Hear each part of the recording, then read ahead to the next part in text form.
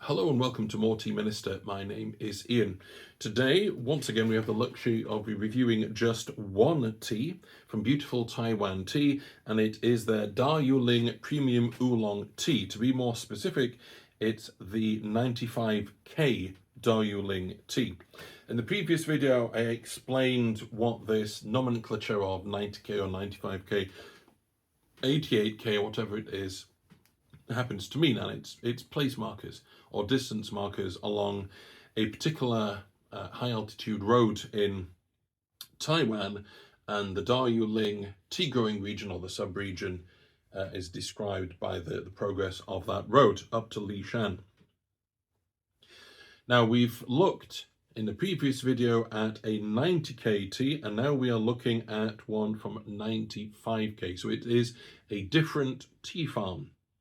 One of the hazards of looking at multiple vendors, as I like to do, just to be able to get a range of teas, is that sometimes there is the risk of buying the same tea from a different vendor, which is my mistake, not anybody else's. But when you have something like this with a specific name, you know that that isn't going to happen. Now, just a couple of other words. I'm trying to see, yeah, we're 2,500 meters with this tea. It's the highest, I believe it's the highest altitude tea growing region within Taiwan, and that is pretty high, there's no denying that.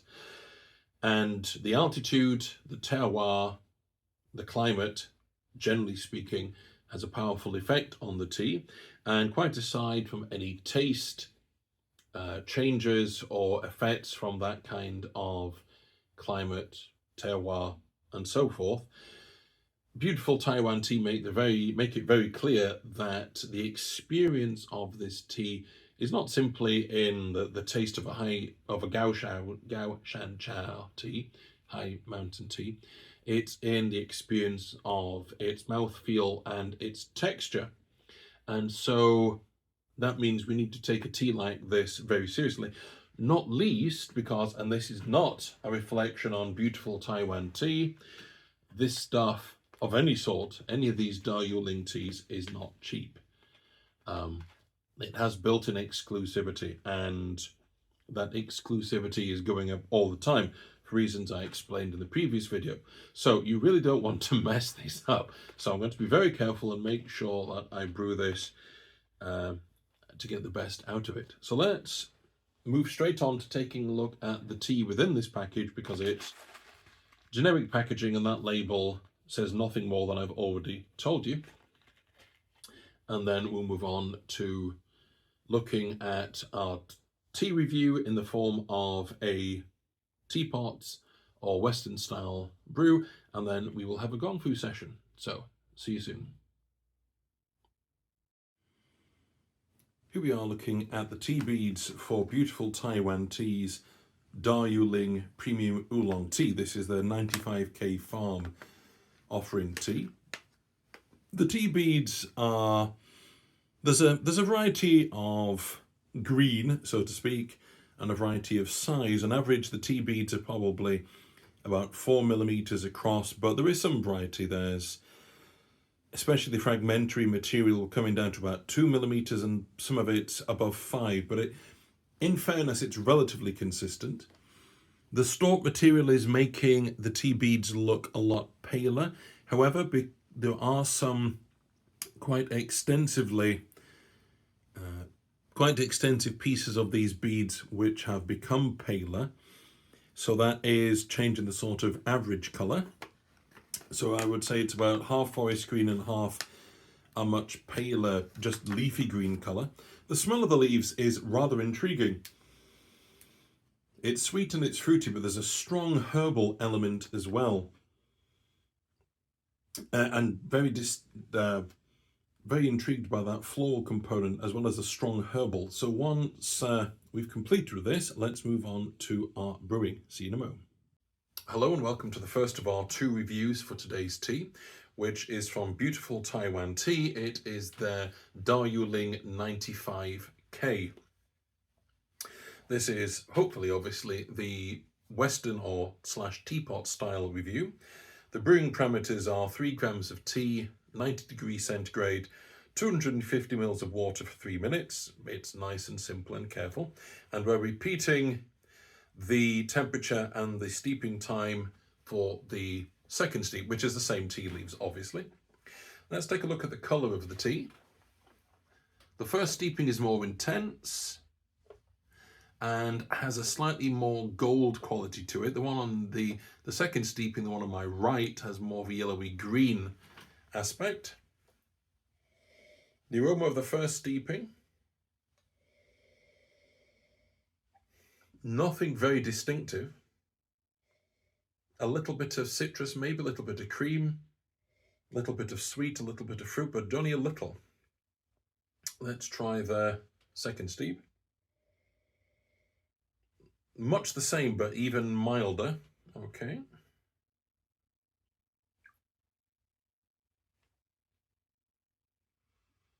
The sweetness comes through a bit more in the cup.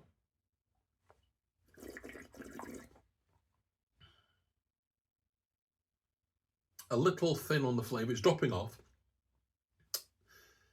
It's a light body. And there's a little bit of sweetness, that's about it, really. Let's try the second steep.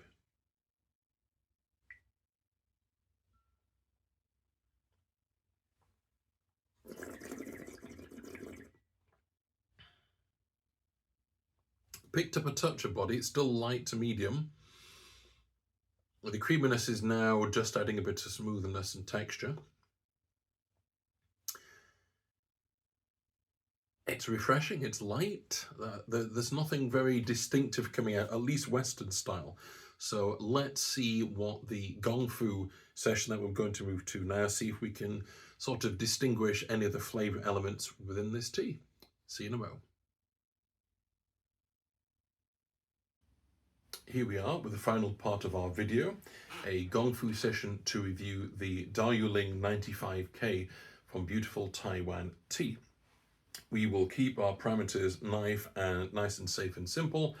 90 degrees for the water, 3 grams of tea, 50 mils per steeping, and we'll keep our steepings nice and short, even if that means we have more than normal, just to make sure that we can kind of isolate any of the stronger elements of the flavour profile. Not just isolate them, but hopefully find out what they're part of. Why do you have a tangy edge? What's that tangy edge part of? Right, and for once I remembered my strainer as well, so go me.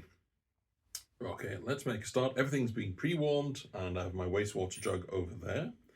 Nice large beads, which in my experience tends to mean, contrary to what you might expect, that can actually speed things up.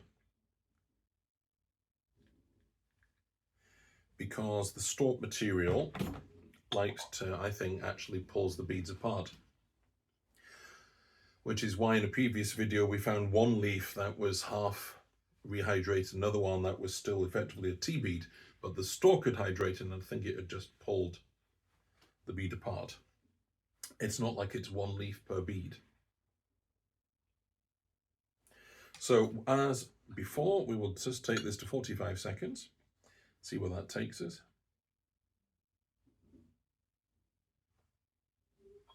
Give that a quick shugle.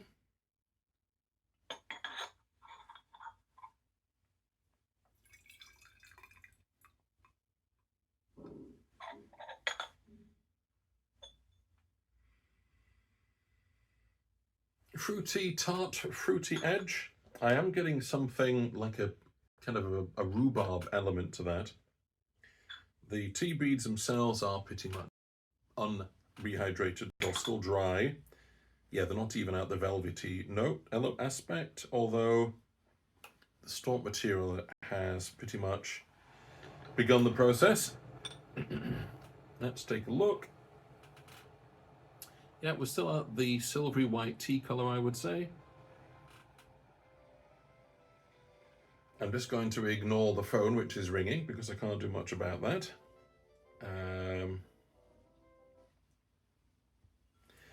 And I can already smell from the cup from a distance that kind of rhubarby, tart, fruity element. So we will just keep going.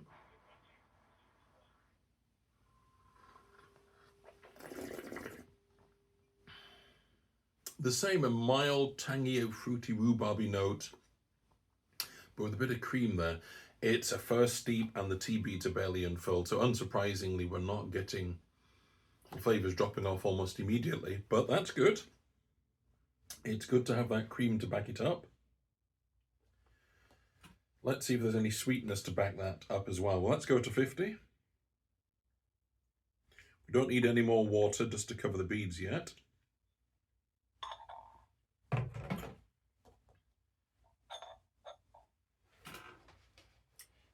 Interestingly, that rhubarby tang is already lingering a little.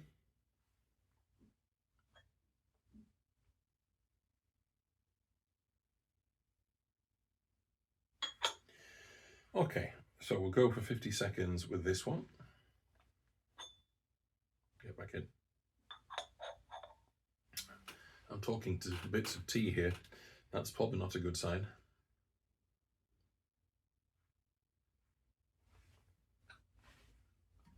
Just realised I haven't poured that out, and that's 50. That was close.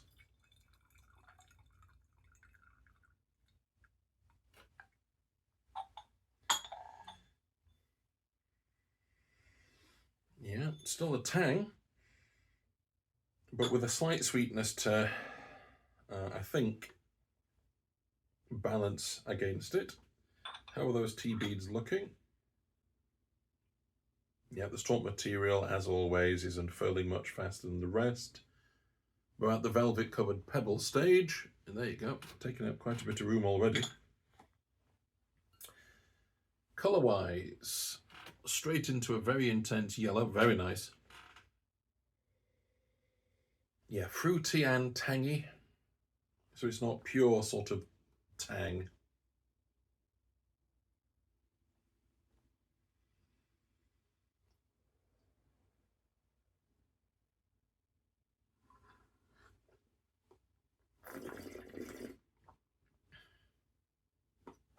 Body is picked up light to medium. Yeah, that fruity, tangy kind of herb quality. Does come across like a sort of mild rhubarb. Let's see if it's any different once it's cooler.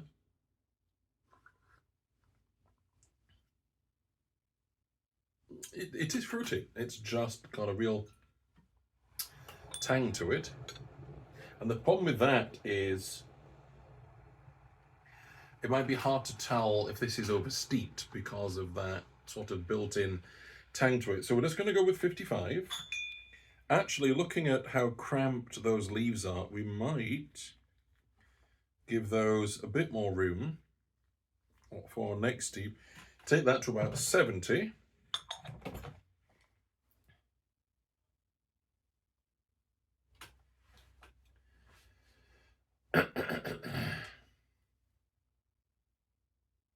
And try a minute, maybe.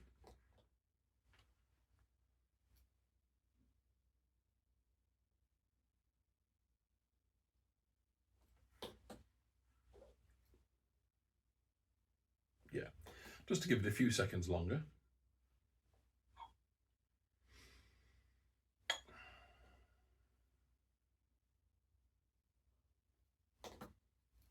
Sorry, I can't read my own writing.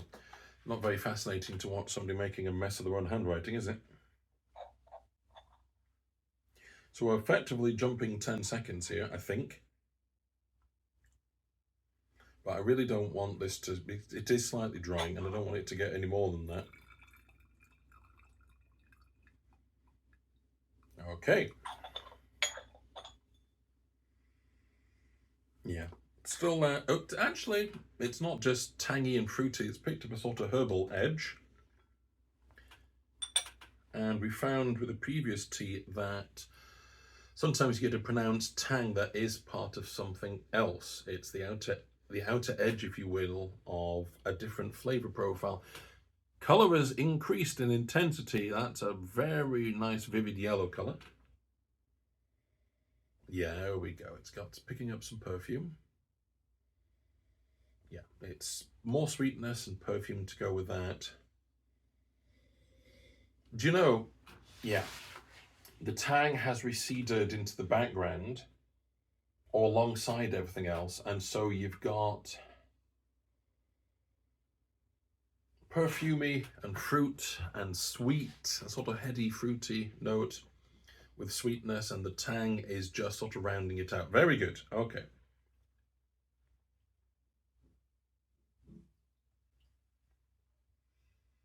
Yeah, that's what's coming through in the cup. But the cup always picks up more sweetness.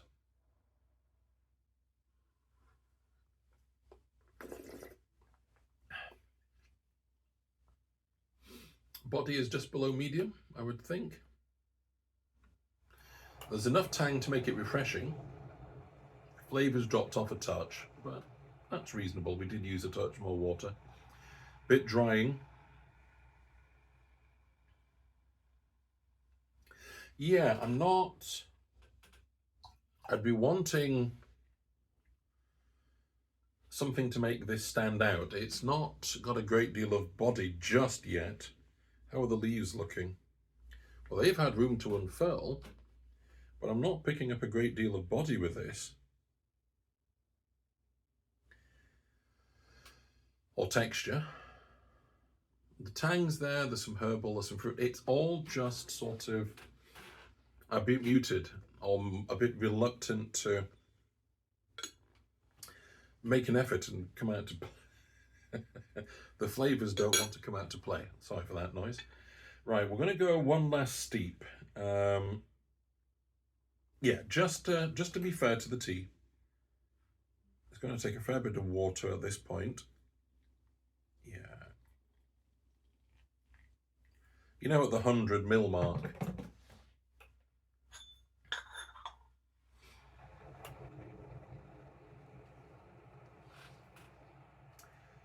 And if that's the case, maybe 65. I really don't want to push it too far. But I just want to see if this tea's got something that we're not, something to give that we haven't yet given it the chance to give. Body, just something, fruit, floral, something distinctive. Suitably kind of potent.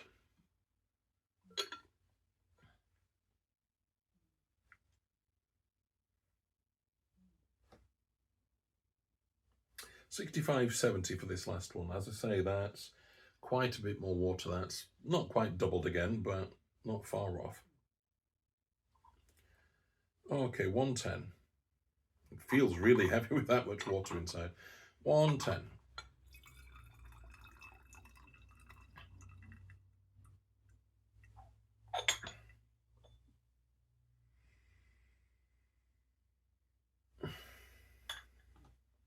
Tangy and vegetal.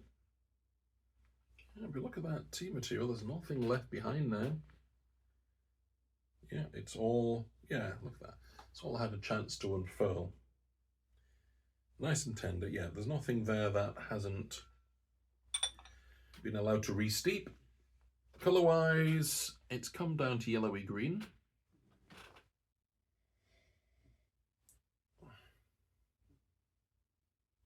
That's quite hot because there's so much of it.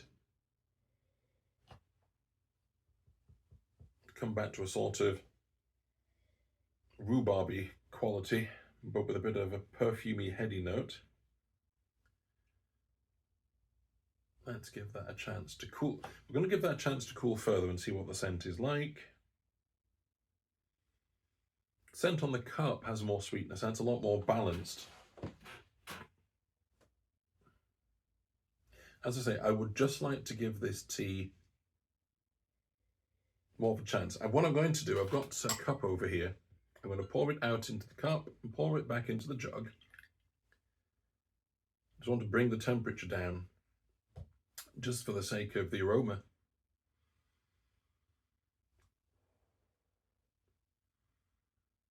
Yeah, there's more perfume there and more sweetness. Now it's cooled a bit. Yeah, okay. And let's try the taste. In fact, let's put that back in.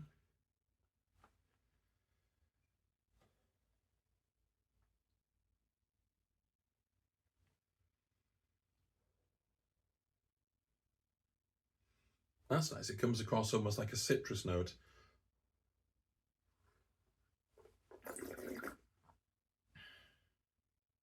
Very smooth. Body is below medium. Flavour is dropping off.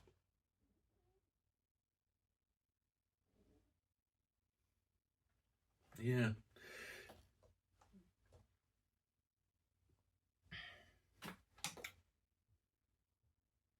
What we're going to say about this. Everything's just a little bit muted. I am perfectly prepared to say someone with more experience will be able to take that, and whether it's through Gongfu or the Western / Teapot style, just get to the heart of it. But there is something very muted about that. And I mean, the leaves are hydrated, so we've done our best with that respect. And I'll say one thing for this tea: it hasn't. Those are big leaves. Look at those! Wow. Say what? Sorry, we'll be able to see. Say one thing for this tea. Everything has re-steeped very nicely. It's just a little bit muted. So this is a compare and contrast in a sense. It's all not, sorry, let me put that differently. This is all part of a mini series, which means we're not trying to say what's this tea like by itself. It's more a case of showcasing, in this case, Dayuling. And what is it giving? It's giving a sort of, if you want a rhubarby, fruity taste, this is for you. It's refreshing. It doesn't have a great deal of texture or mouthfeel, so it is definitely refreshing with all of that rhubarb and tang. There is a bit of sweetness to mellow it out, but yeah, I think that's fair to say. It's not overly tangy and it's not drying. That was the point I was getting at earlier. It's not drying. So I hope, as always, this has been of some interest. This is the last part of our last video in this mini series. If I do return to teas from Dayuling, hopefully I'll just be able to review them as I get hold of them rather than trying to collate them all together. So you might see one tea or another, or you might not, depending on the time of year for one thing. Anyway, that's enough havering from me. As always, happy steeping and God bless.